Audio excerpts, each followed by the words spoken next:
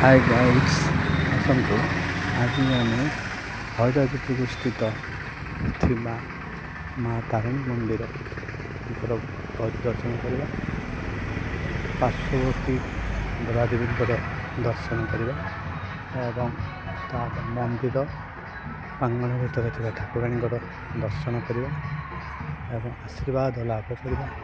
ଏହି ଠାକୁରାଣୀଙ୍କ ପାଖରେ ଯାହା ତୁମେ ମନସ୍କାମନା କରିବ ତାହା ଏହି ଠାକୁରାଣୀ ପୂର୍ଣ୍ଣ କରିବେ। ହାଇ ଗାଇଡ୍ସ ଦେଖନ୍ତୁ ଏ ପାର୍ଶ୍ୱ ଦେବାଦେବୀଙ୍କର ଏବଂ ମନ୍ଦିର ପାର୍ଶ୍ୱରେ ଥିବା ଦେବାଦେବୀଙ୍କର ଦର୍ଶନ କରନ୍ତୁ। ଆସନ୍ତୁ ଦେଖିବେ।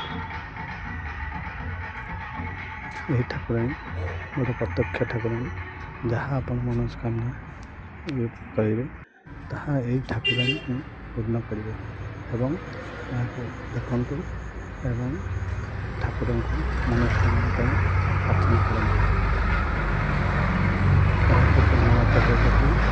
ଲାଇକ୍, ସେୟାର, ସବସ୍କ୍ରାଇବ୍ କରନ୍ତୁ।